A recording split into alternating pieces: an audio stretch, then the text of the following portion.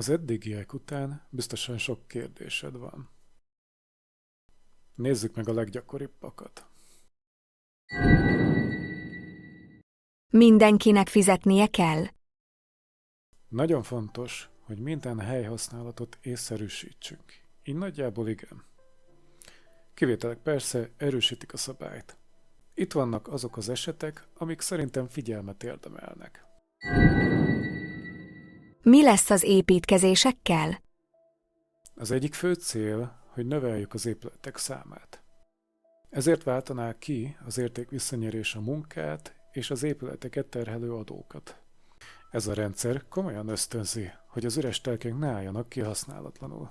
A tulajdonos dönthet, kiadja, eladja vagy használja. A nagyon értékes területeken további segítséget jelent, hogy az építkezés elkezdését követően az értékvisszanyerés fokozatosan vezetődik be. Azok a kivitelezők, amelyek nem bankolnak telkekkel, nagy valószínűséggel imádni is fogják ezt a rendszert. Bár a telkeket sokat használnak a kivitelező cégek, van egy dolog, amiből még ennél is többet, emberi munka. Ez utóbbi tehermentesülne. De miért nem épít mindenki gőzerővel a jelenlegi rendszerben? Sajnos az építőipar sok helyen inkább lassítással, mint sem az építéssel keresi a pénzét. Nem magyar példa, de íme egy finn kivitelező szóvivőjének a nyilatkozata néhány évvel ezelőttről, amiben ezt a jelenséget gyakorlatilag beismeri. Myymättömät asunnot sitovat pääomaa. Pyrimme siihen, että valmiiden myymättömien kohteiden Eladhatlan määrä lakások ei lekötik kasva a liian tőkét. suureksi. Arra törekszünk, Ennemmin hogy a kuitenkin kész, lykkäämme el nem adott tulevia ingatlanok rakennusprojekteja. száma ne növekedjen túlzottan. Inkább elhalasztjuk a jövőbeni építési projekteket. Nem tervezzük az árak lenyomását. Tehát lehetne építkezni, de az levinni az árakat. Az építőipar nem fog építőjelegi inputokat adni a mostani helyzet orvoslására magától. Az értékvisszanyerés viszont felforrósítja a talajt a kivitelezők alatt és olcsóbbá teszi a munkaerőt. És még az állami befektetések is megszaporodnak. Hiszen ha az értékvisszanyerésből finanszírozza magát az állam, akkor fejlesztésekben érdekelt. Nem úgy, mint a mostani áfás rendszerben, ahol az adóbevételek az inflációval növelhetőek. Katasztrófák. Leég a házad, vagy elviszi a vörösiszapár. Elpusztítja bármi az otthonod, akkor az értékvisszanyerést pauzéra kell tenni. Ez ilyen egyszerű.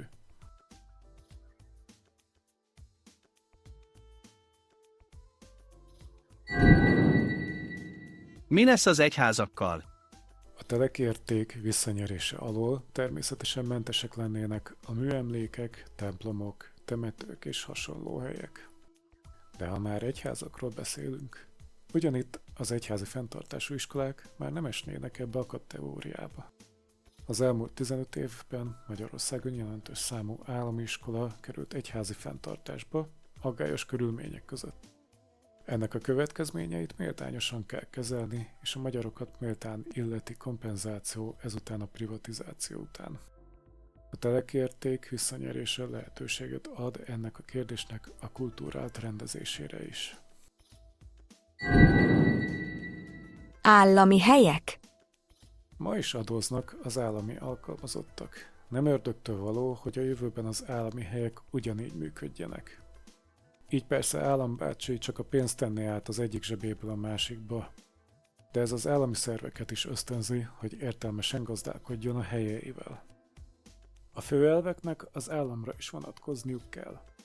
Ezek pedig a környezetvédelem, tehát lehet, hogy egyes helyeket vadon hagynak, parkosítanak, a lakhatás segítése, az intergenerációs elv, vagy úgy intézkedünk, hogy az eljövendő generációkra is gondolunk, amikor cselekszünk.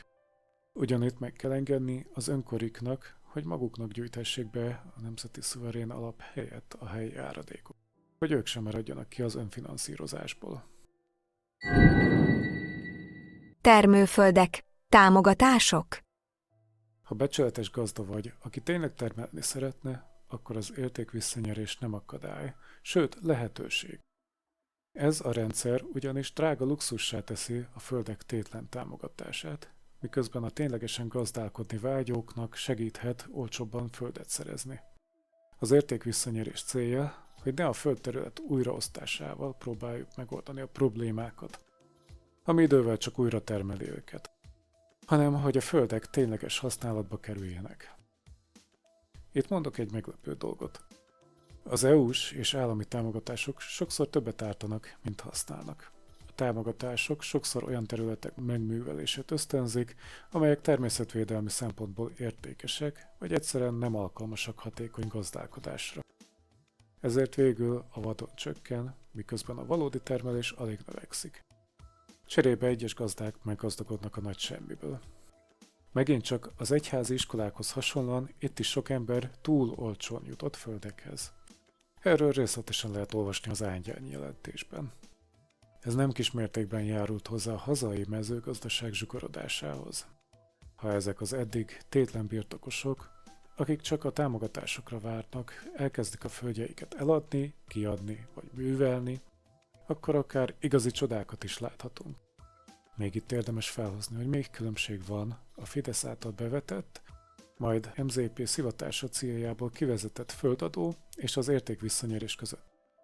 A legfontosabb az, hogy a földadó hektáronként ment, nem piaci érték szerint. Mi lesz a hitelesekkel? Lehet, hogy egy bank segítségével vettél magadnak ingatlant. Semmi baj, semmi gond. Egyrészt kapod a nemzeti osztalékot segítségül. Másrészt, ha a törvény bevezetése előtt vetted fel a kölcsönt, akkor jár a kártérítés a telekért. Igazából itt látszik igazán, hogy egyetlen adó mekkora változásokat tud hozni. Az értékvisszanyeréssel a bankokat könnyedén ki lehet zavarni a használt ingatlan piacról a valódi befektetésekbe, amik termelnek is valami újat, gyakran új építésű ingatlanokat. Ha a pénz új dolgok termelésébe befektetődik, akkor az csökkenti az inflációt. A digitális forradalomban már mit számít a föld? Az igazi pénzt az IT-sok keresik, miért nem őket adóztatjuk? Nézz rá Bill Gatesre. Egy garázsból felépít egy cégbirodalmat, amiből a világ egyik leggazdagabb emberévé nőtte ki magát. Ez nem kellett sok föld.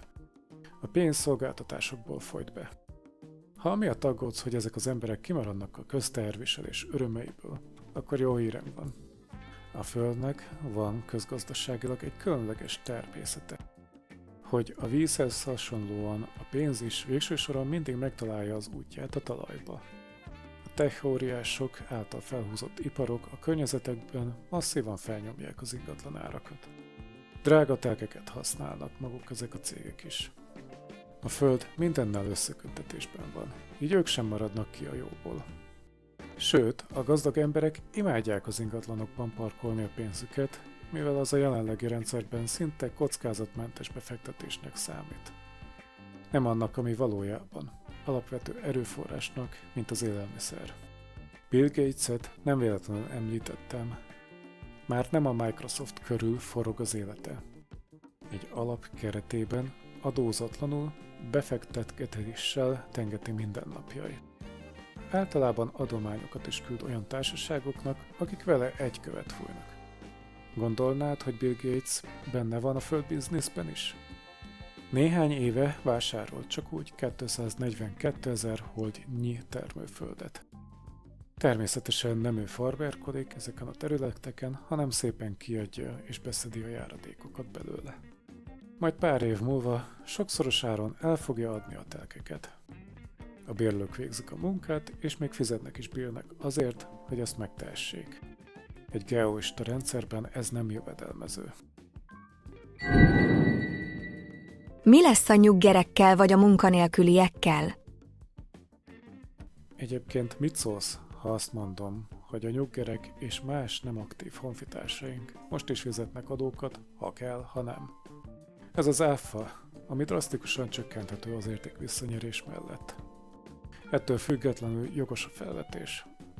Az értékvisszanyerés egy látszólagos gyenge pontja az, hogy nincsen tekintettel a fizetőképességre. De a rendszer minden oldalról be van biztosítva. A legnagyobb biztosítékok először is a következők. 1. A tulajdonjog továbbra is szent. Senkit nem lakoltatunk ki a saját otthonából semmilyen körülmények között. 2. A nemzeti osztalék mindenképpen jár mindenkinek, még a nyugdíjon felül is. Csak ezzel önmagában az egyszerű otthonbirtoklók simán kijönnek nullára, vagy akár még pluszba is. 3. Ebben a rendszerben a kis nyugdíjas, mint olyan megszűnik létezni, jut mindenkinek elég. Nem csak a becsületből lesznek beszüntetve a mostani megalázó juttatások, hanem azért is, mert lesz mibe fizetni a nyugdíjakat. Jelenleg a pénzek egy jelentős részét a munkavégzésen keresztül szedi be az állam. Kevesebb fiatal, kevesebb pénz, és már látjuk is, hogy a nyugdíjrendszer omladozik. Mi az, ami mégsem fogy? A föld. A közpénzek olyan forrásból származnak egy geosta rendszerben, ami nem apad el, és alapvetően kevesebbet fogyasztanak belőle a nyugdíjasok. Egyébként a mindennapjaimban kétféle nyugdíjassal találkozom, nagyjából egyenlő arányban. Vannak azok, akik azt mondják, hogy ne lakj nagy helyen, mert majd nyűg lesz azt a helyet fenntartani később. Vannak azok, akik meghalnának, ha kiszakítanák őket az otthonukból. Függetlenül attól, hogy ki melyik kategóriába esik, vannak még lehetőségek dögivel, ha minden ellenére bajba kerülnének egyes idősebb honfitársaink. Azok a nyugdíjasok, akik rugalmasak, egyszerűen költözhetnek, ezzel átadva a helyüket a következő generációknak. Ez persze nem várható el mindenkitől. Olyan ingatlanoknál, ahol nem lakik a tulajdonos, az értékvisszanyerés 1 évig halasztható, aminek minden hónapját inflációval korrigálva később vissza kell fizetni.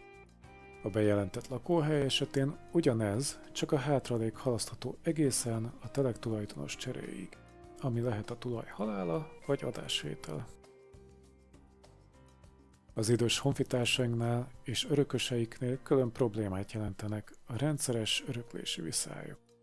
Ilyen svindikről és pereskedésekről szinte mindenkinek van saját története Magyarországon és szerte a nagyvilágban. A rengeteg per megelőzhető, ha hirtelen nem egy befektetés lenne a tét, hanem egy adóteher. Akik komolyan gondolnák az öröklést, simán beszállhatnának az adóterhekbe, még a nyugdíjas adóalany életében, hogy azzal is megerősítsék az öröklési jogukat. Fontos itt fixálni az arányokat, hogy a tehetősebb örökös ne túrhassa ki a szegényebb örökösöket. Ha a tulaj jól kijön a gyerekeivel, akkor összeköltözhetnének egy többgenerációs házba. Ez a megoldás családbarát, nagyon olcsó és környezetkímélő. Végül szeretnék külön beszélni arról, hogy mi van, ha valaki a belvárosban van beragadva egy alulméretezett ingatlanba. Ott egyéni elbírálással méltányossági alapon kell a kedvezményeket osztani addig, amíg a tulajdonos el nem megy. Ekkor a leendő vásárlónak kötelező kifizetni a hely értékét épületestől és vállalni a hely rehabilitációját. Mi lesz a nyaralómmal? Vannak szezonális térségek, ilyenkor annyi a változás, hogy a telek értéke hónapfüggővé válik. Nem fogunk így kaptárosodni? Érdekes, hogy itt soha senki nem arra gondol, hogy a cégek kaptárosodnának, pedig az valószínűbb. Nem.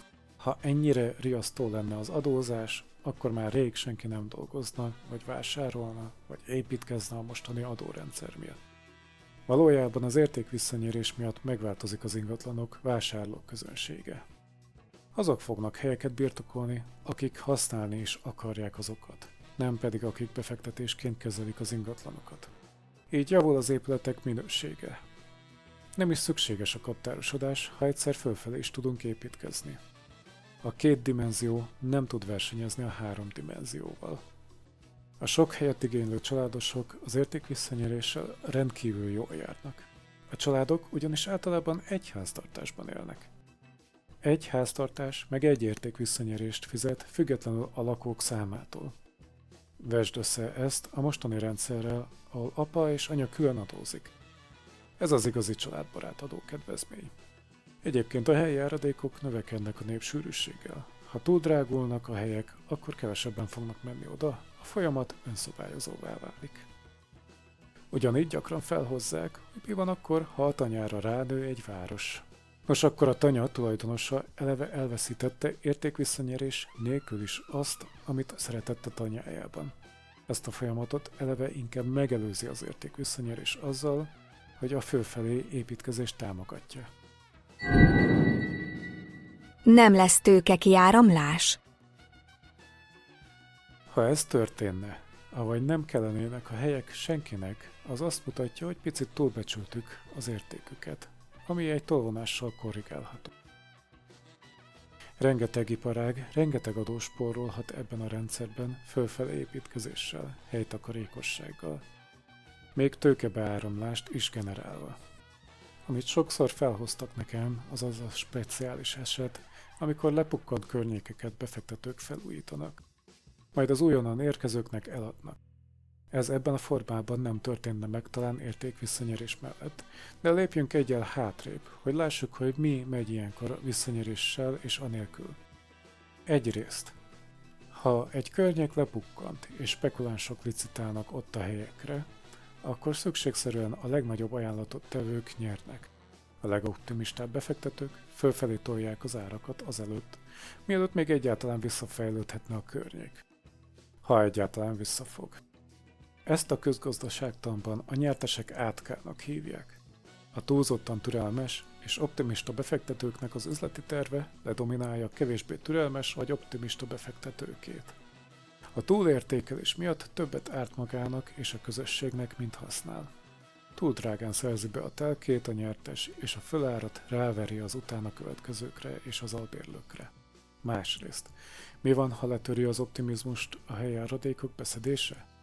Nem jönnek az ingatlan spekulátorok. De az alapvetően alacsony adók miatt jönnek az igazi befektetők, és az emberek, akik eleve ott szeretnének lakni.